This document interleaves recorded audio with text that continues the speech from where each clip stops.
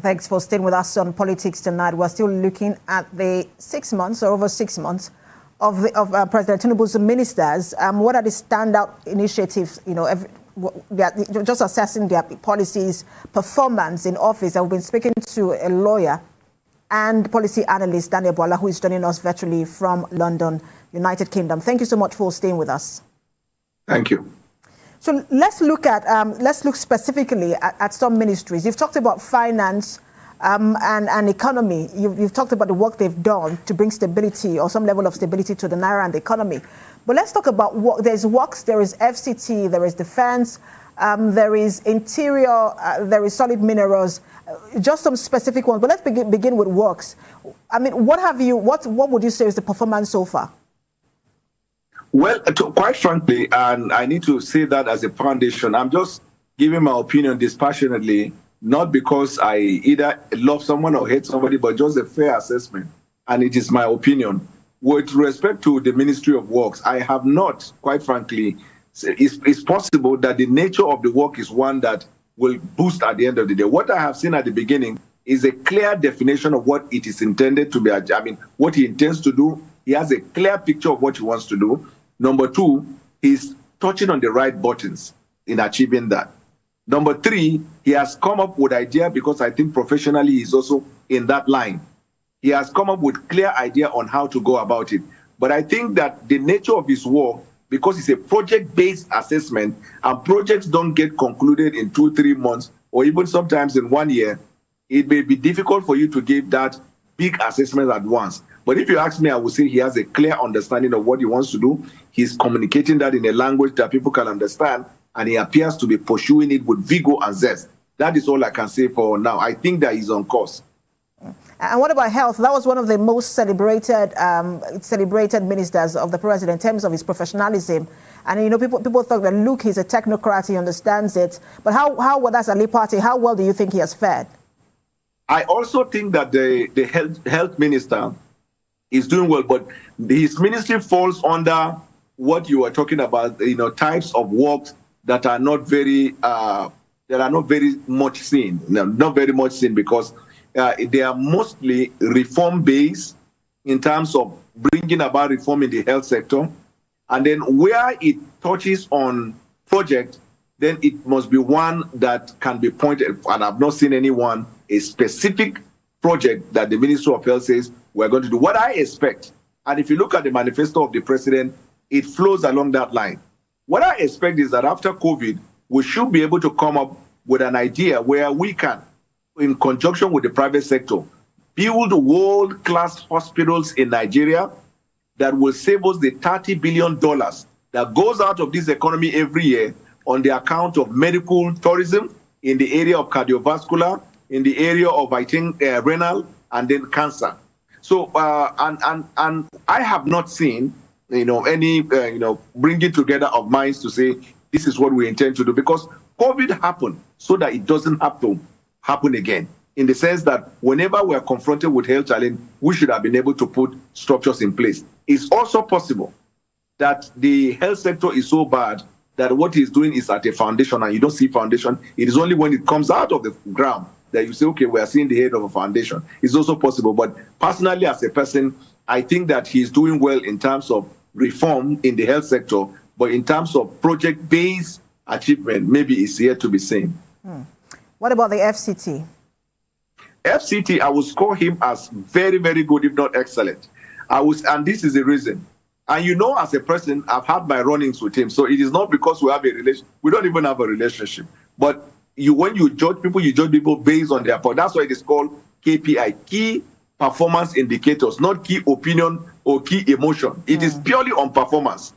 And if you look at that from that point of view, I think that the FCT minister came and found an FCT that was in comatose, FCT that was non-functional. Insecurity in FCT was something else. Project-wise, something else. He is also very smart, being a media-savvy person. He has been able to effectively use the media to market himself, so that it becomes difficult for you to begin to say he's not performing, because every now and then he's in the eye of the media doing one thing or the other. And let me tell you why I say he's smart. Most of what we see in terms of physical achievement in what he's doing, they are not projects that are paid for. They are not projects that he paid now to be done. They are things that were paid in the past administration, which the contractors failed to deliver. That capacity to be able to get them back to work is a very strong capacity. Because if you don't have a strong will, you don't have an understanding, there is no way you can galvanize that energy to ensure that within the FCT you're able to push one or two things in place.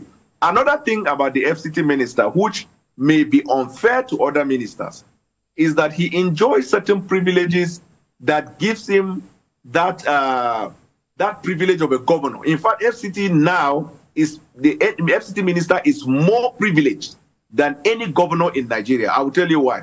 The removal of the treasury single account of the FCT has given him enormous revenue to be able to administer the FCT. Secondly, all of the requests he makes to the president grants it because the president wants results in the seat of power.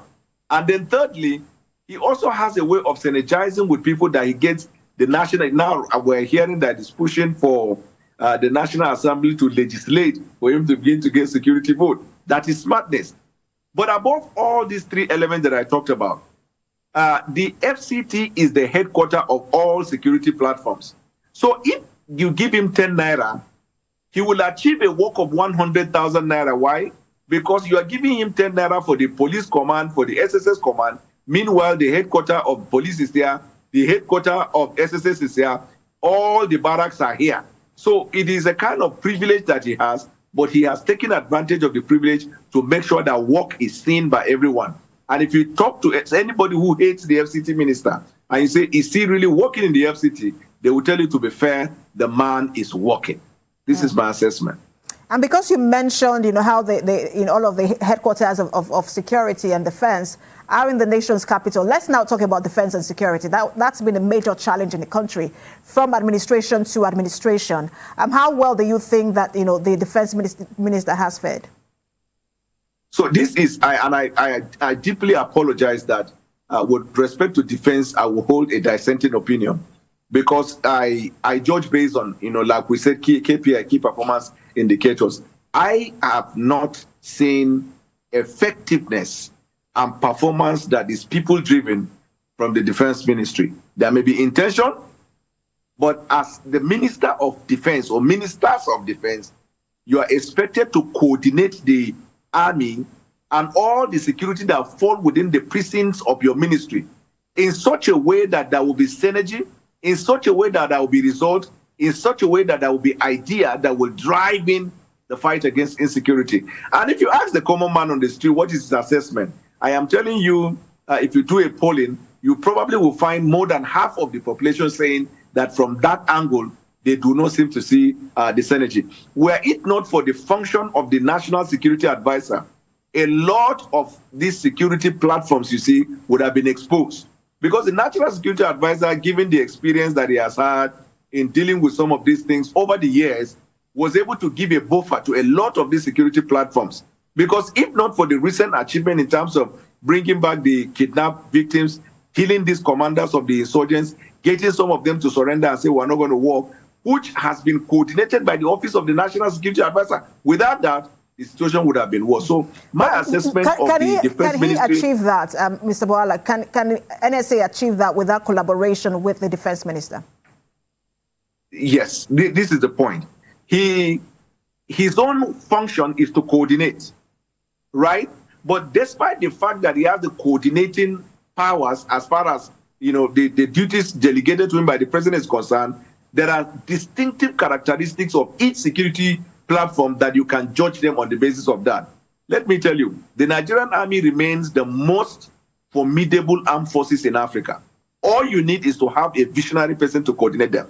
The Nigerian army has the most formidable armed forces in Africa. If you send the Nigerian army now on a foreign mission, they will come with 100 or 95% delivery. But you need to have a leader that can motivate, a leader that can inspire, because one of the qualities of leadership is inspiration. Inspiration is about ability to get into the mind of a person and motivate him in a way that he can, on his own, push for results. So I am saying, in essence, the National Security Advisor coordinate them. But in coordinating, you can tell the distinctive characteristics of each platform. You cannot say because one achievement is done, Okay, let me give you a graphic example. You know that if you look at the past 7-8 years, 7-8 months of the administration, you will discover one characteristic. It may also be that there is no visionary direction in engaging the army on the areas of their strength. We have dragged them into internal security of the state, and that's not their functionality because they are trained to kill. Now, we are seeing casualties here and there from the army with a coordinated approach by a defense minister, bringing in stakeholders. What happened to our retired generals? What happened to our retired soldiers? What happened to coordinating them to provide, a direction security-wise? But I expect that the defense minister should even be able to come up with a proposal to the president to say, Mr. President, we would like your approval for us to begin to engage our own retired forces to form some of these mini, what they call private military contractors to deal with our own local problem, rather than looking outside to begin to bring people from outside. The president believes in domestic, local content. In that his inaugural speech with the ministers, he said, I don't want you to bring anybody from outside to go up. Rather than, apart from diplomatic people giving a farewell speech, don't bring anybody from outside to come and teach me here. He said, I want to listen to the Nigerian people. That is what we need in terms of leadership, that you can bring local solution to local problems. Mr. Bola, sorry to butt in there, because we have about 80 minutes left, and I want to touch as many ministers as I can. So we're just going to take two of them. There is a Minister of Interior, which you will help us look at that, as well as the Minister of the Digital Economy. Yeah, the Minister of Digital Economy, I've been hearing so much of grammar. Now, lately, I'm hearing of AI. But while they are doing the program of the AI yesterday, I said the devil is a liar. They took light. So you have to deal with light now before you start dealing with AI. He has ideas, although in the past 7-8 months, it has always been idea. Those ideas have not been dropped on the ground. Unlike the Minister of Interior, who had for many times, even when I was critical of the president, I accepted and admitted the fact that he's a poster child because of the way he brought about revolutionary ideas in the Interior Ministry. But he needs to sit up as well, because Interior does not stop in immigration and customs. Interior also deals with some of this other internal security and see how he can collaborate with some of the other sister ministry for us to have a comprehensive dealing with insecurity. So Interior is doing very well in my view. Okay, so let's look at, because we know that one of the things that matters to the president at this time is for foreign investors to come in. And so how well do you think that the trade and investment minister has keyed into that agenda and is running with it? Then you also look at the Minister of Solid Minerals. So, Minister of Trade and Investment, maybe I have not followed up with the work of the minister because I have not seen anything. Maybe, that's why I said maybe because I have not followed up. There might be people who have followed up the development there. What I do is every day I see the news, I follow events and I do research. And like what we call buzzer, anytime there is a function in a particular ministry, you will know because it will break into the news. Whether the enemy is highlighting the thing against the government, it gives the opportunity for you to look at fair assessment and say, look, the enemy is attacking, but in actual fact, they are producing results. But trade and investment, I have not seen anything. But that's not to suggest that she has not or he has not done anything. Or I'm saying as a person, I have not seen much there. And then you talked about Minister of Solid Minerals. Yes. You see, the Minister of Solid Minerals has a peculiar challenge. And he is galvanizing support for that. It is a ministry that is new, in my view, because of the design responsibility given to him. So it is a ministry that would take time to have a fair ground. But you see, within this short period, he was able to even introduce a force, this force that would deal with this, what do you call this, theft of our natural resources. That's a good idea. He is making effort to bring people, stakeholders, and then to bring about, what we call rules of engagement. So that anybody who wants to do mining, wants to do anything, you register with the government. So his case is like the case of the Minister of Health. It is more of regulation. It is more of laying the foundation. But the result, it is something that will take time before you begin to see it. Let's look at education, because that's a big one for Nigerians, out-of-school children, the quality of education as well, especially in the public sector. How well do you think that we're doing in that regard, or the minister is doing in that regard? Right. So the education in Nigeria has been bastardized for some time. That's why the confidence in education in Nigeria has gone so low that everybody is traveling abroad.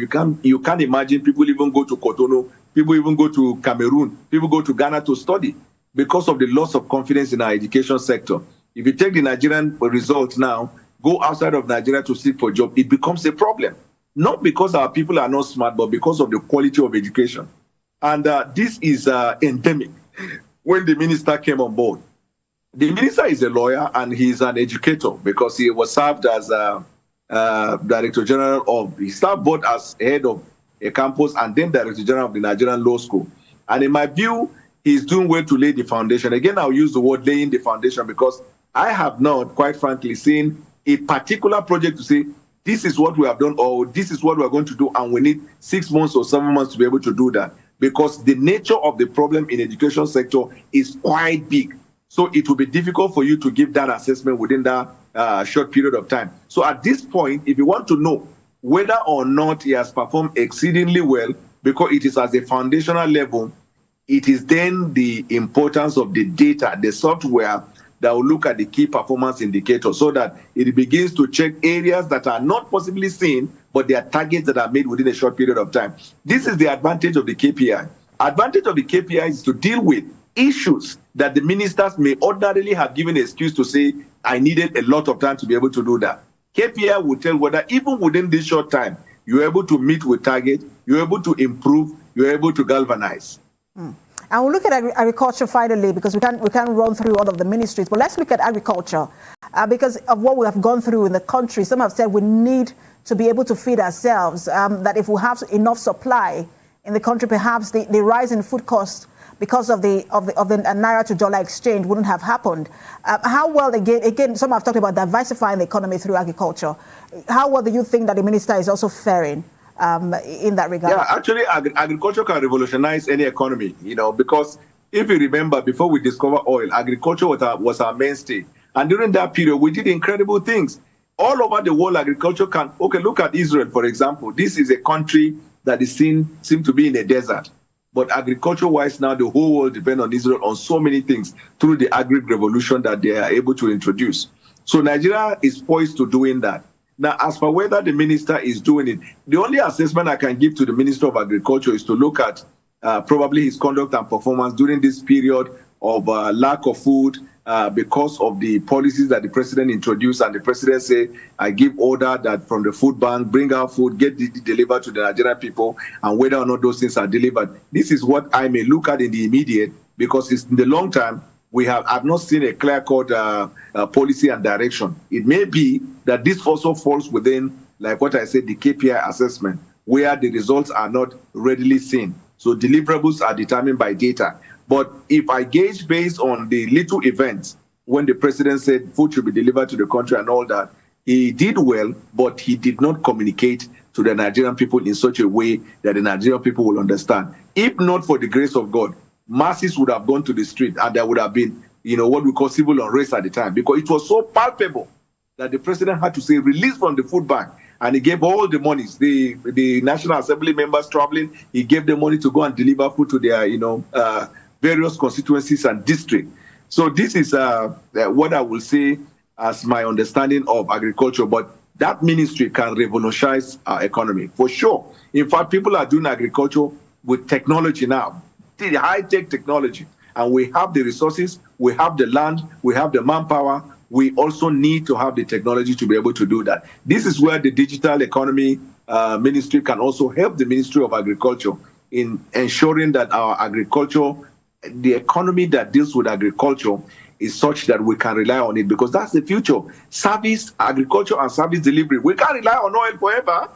Countries are beginning to live without oil. So we have to think beyond that. And for us to be able to think beyond that, these critical areas, I expect the agriculture minister to come up with that policy where they will say, whatever your professional farm. And then if you are farming and it can be ascertained, then certain subsidies will be given to you. Like many years ago in England, if you're a farmer, there is subsidy for the fuel you buy. You have a card. When you go to the fuel station, you buy at a very subsidized rate. So this way you encourage everybody to go to farm, because farming is the key and the future. Mr. Bola, if you can answer this for me in 30 seconds, because that's what I have left. Some have said that the president should reshuffle his cabinet. Do you agree with that, and how soon should that happen? The president is going to reshuffle the cabinet, except if he changes his mind. If you look at what he said at the beginning, at the performance something, he said definitely he's not going to keep cabinet for long. Anybody who is doing well, you are with us. If you are not doing well, you are gone.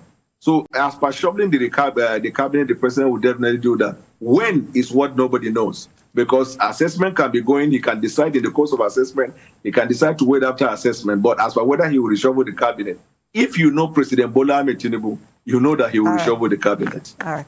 Thank you so much for your time. Always a pleasure to have you on, Daniel Boala, policy analyst and lawyer. Thank you. Thank you.